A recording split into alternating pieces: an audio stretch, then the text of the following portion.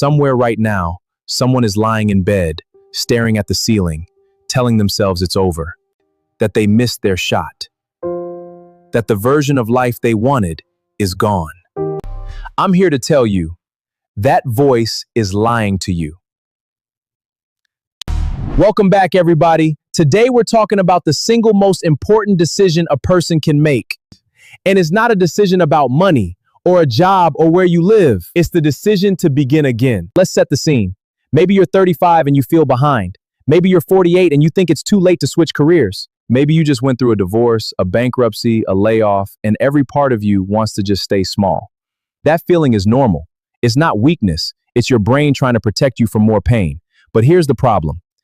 Protection and paralysis aren't the same thing, and most people confuse them for years, sometimes decades. So today, in this first part of our 6-part series, we're not going to give you hustle culture nonsense. No, just wake up at 5 a.m. and manifest it. We're going to walk through the actual psychological, the mindset. Exactly. Let's break it down. And practical wake-up call that has to happen before anything else can change. What is the story you've been telling yourself about why it's too late?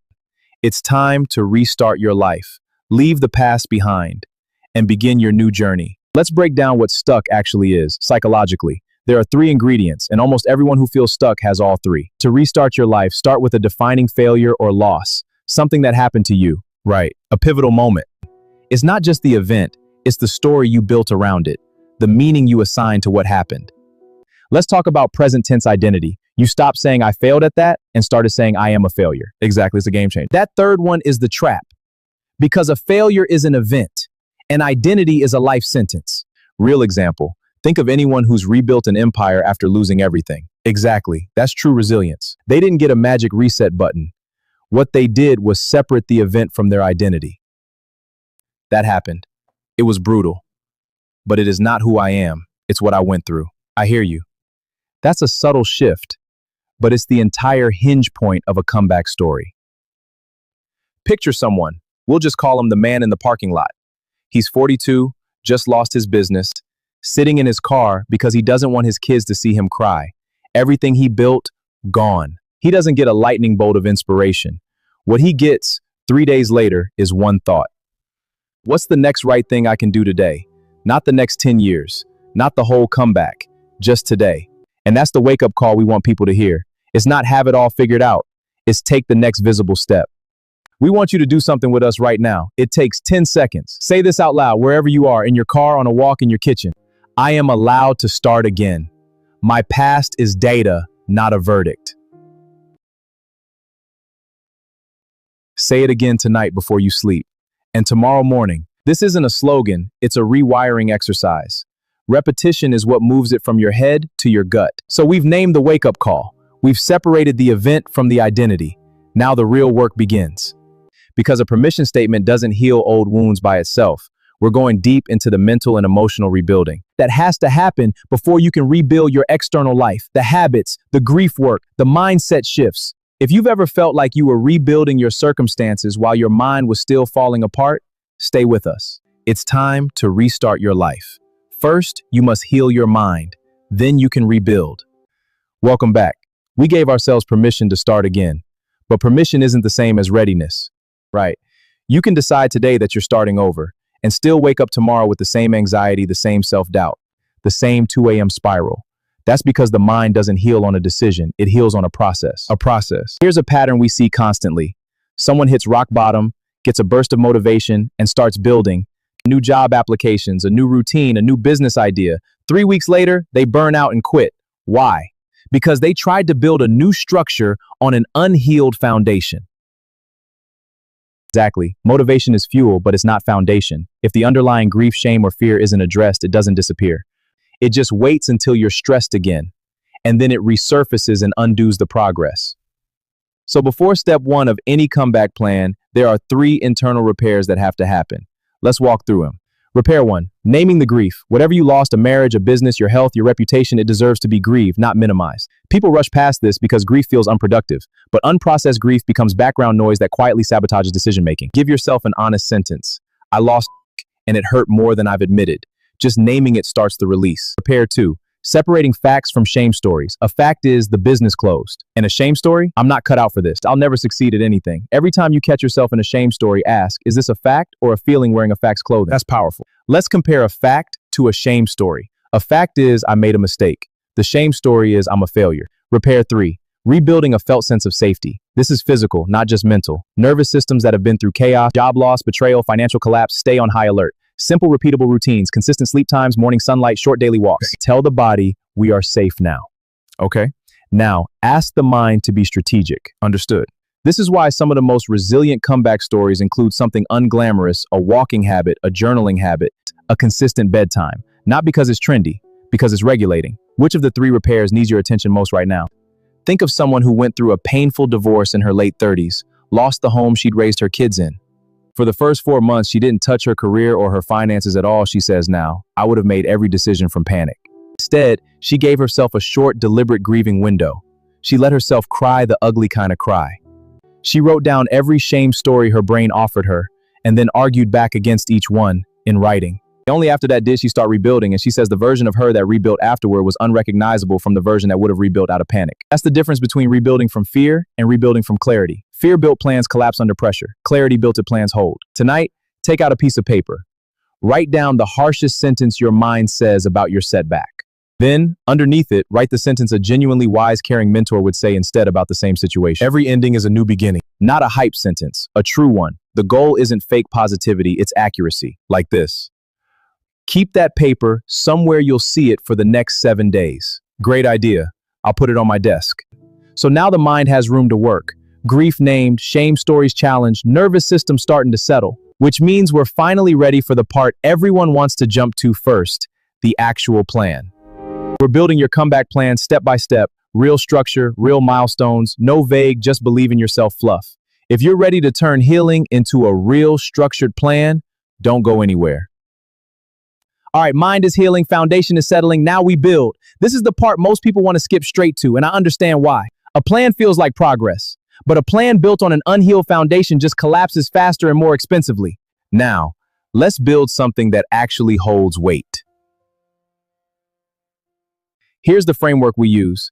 3 layers, and they go in order. Skip a layer and the whole thing wobbles. To restart, first you stabilize, then build a strong structure, and finally, you scale. That's your path forward. Most people try to start at scale. They want the big business, the dream job, the transformation story, while step 1, stabilize, is still shaky. That's why burnout hits so fast. So the real first question isn't what's my dream, it's what's currently unstable.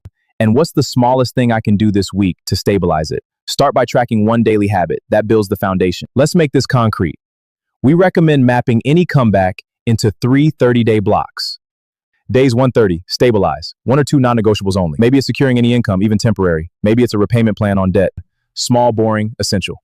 Days 3160, structure. Now you build your routines, the daily schedule, the skill you're learning, the plan for what scale will even look like. This is research and preparation, not launch. Days 6190, scale, phase 1, your first visible action toward the bigger goal. Like the first client? Exactly. I made my first investment. Not the whole mountain, just the first real step off the stabilized and structured ground.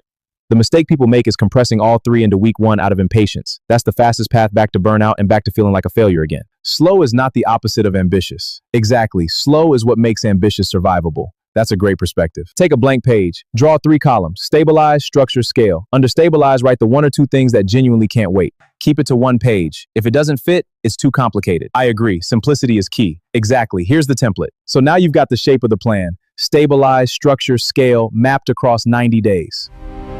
But a plan needs fuel, the actual skills, jobs, and business paths that can realistically move the needle for you financially. That's exactly where we're headed next. We're getting specific, the skills, jobs, and businesses that are genuinely changing people's financial trajectories right now. Stay with us. Okay, we've got the mindset, the healing, the 90-day structure. Now let's talk about the actual engine. What skill, job, or business fills in the scale layer of your plan? And I want to say this clearly up front, there is no single best path. What we're giving you is a decision framework. So how do they pick what's right for them? Plus real categories, so you can pick what fits your stabilize and structure reality. There are essentially 3 paths people take in a financial comeback, and each has a different risk and speed profile. Let's compare 3 paths. First, the skill path, fastest income, then a service business, medium risk. Finally, assets. The comeback mistake is picking path 3 when you actually need path 1, speed. If your stabilized phase isn't solid yet, chasing a slow build asset business can be financially dangerous. Right, match the path to your actual runway. But an engine without the rest of the vehicle doesn't get you anywhere. The money habits, the relationships that support or sabotage you, and the confidence to actually keep going when it gets hard. That's exactly where we're headed. We're talking about rebuilding wealth, relationships, and confidence together because they're more connected than people think. We've got the mindset, the plan, and the engine, the skill, or path forward. But there are three things that quietly determine whether a comeback actually sticks: how you handle money, who's around you, and whether you believe you deserve any of this. And people usually treat those as separate topics. They're not. They're deeply tangled together. Let's start with wealth, because this is where most comeback stories go sideways. People assume rebuilding wealth is about the number, how much you earn. It's actually about behavior first, number second. Three behaviors matter more than the size of your income in the first year of a financial comeback. Restarting your financial life starts with tracking and building a gap between income and spending. Then automate it with one system. That's the key. What's a common barrier for people after financial collapse? People who've been through financial collapse often have money shame, which makes tracking feel unbearable. But avoidance is what let old patterns compound in the dark. Tracking, even imperfectly, is what turns the lights back on. A lot of people want to restart, but they don't know where to begin. Exactly. The first step is facing your finances. Are you tracking it? Now, relationships. Here's an uncomfortable truth. Not everyone in your life will want you to change. Oh, absolutely. Right? Some people are comfortable with the old version of you, the struggling version, because it doesn't ask anything of them. That doesn't mean cut everyone off dramatically. It means get honest about three categories of people: anchors, neutral, and anchors down. So you don't need a confrontation with the third group. You just need to be intentional about how much emotional weight you give their reactions, and lean more heavily on the first group during this period. And on the flip side, be honest about whether you've been an anchor down for someone else in the past. Rebuilding often includes becoming a better presence in other people's comebacks too. Absolutely. Let's talk about your support system. That's a great question. Who are my anchors? And are you leaning on them? Think about someone who, after a painful business failure, said the thing that held him back longest wasn't a lack of skill. It was that he no longer trusted his own judgment. Every decision he'd second guess, remembering how wrong things went before. What rebuilt his confidence wasn't a pep talk. It was a stack of small, kept promises to himself. Exactly. Small promises build real trust. Showing up to the same task at the same time each day for weeks, tracking money honestly even when it was ugly, telling one trusted friend the truth about where things stood instead of hiding it. Confidence isn't a mood you manufacture. It's evidence you accumulate.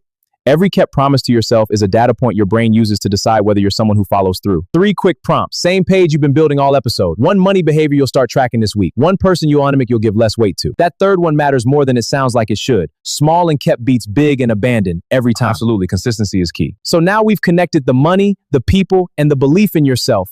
3 threads that were never really separate. Which brings us to the final part of this episode. Pulling everything from the last 50 minutes into one clear action plan. Exactly. And sending you off with what we hope is a genuinely powerful close. Part 6 is next. Your new beginning, the action plan, and the closing. Don't go anywhere. This is your new beginning. Let's build your action plan. Take that first step now. We've covered a lot in the last 50 minutes. The wake-up call, the healing, the plan, the skills, the wealth, the relationships, the confidence. Now we bring it all home. This last 10 minutes is about one thing, making sure you actually do something with everything you just heard, instead of just feeling inspired for 20 minutes and then going back to old patterns. Let's put the whole page together. Everything you've been building across this episode becomes one single one-page action plan. This is your blueprint for change. 1, your permission statement from part 1. Say it, mean it. 2, the internal repair I'm prioritizing, grief and shame stories. 3, your 90-day map from part 3, what you're stabilizing, structuring, and scaling. 4, your skill candidate from part 4, the one that overlapped existing ability, curiosity, and demand. How does it work? 5, your money behavior, your relationship lean, and your 48-hour kept promise from part 5. That's it. That's the whole plan, not 50 pages. 1 page, 6 decisions, real enough to actually follow. I like that, simple and actionable. And here's the thing about that page, it's not supposed to feel exciting. It's supposed to feel doable. Exciting fades in a week. Doable is what gets you to day 90. Before we close, let's name honestly what usually derails people right after a moment like this. Don't wait for the perfect moment. It won't come. And one bad day isn't failure. It's just data. And you don't have to do it alone. None of these 3 are dramatic failures. They're quiet ones, which is exactly why they're dangerous. Nobody sounds an alarm when you skip day 4. At the start of this episode, we talked about someone lying in bed, telling themselves it's over. Let's go back to that person for a second. That person doesn't need a perfect plan tonight. They don't need certainty that everything will work out. What they need is the same thing you now have in your hand. 1 honest page, 6 decisions, and permission to start again. unremarkable from the outside. The only difference between staying stuck and beginning again is the next small action, taken today instead of tomorrow. That's right. So whatever brought you to this episode, the layoff, the breakup, the failed business, the years that felt wasted, none of that is the end of your story. It's the chapter break. And you're the one holding the pen for what comes next. If this episode gave you something real, do two things. First, go do the one-page plan. Tonight, not next week. Second, if you know someone who's been telling themselves it's too late, send this to them. Sometimes the wake-up call someone needs comes from a friend hitting share, not from finding it themselves. Absolutely.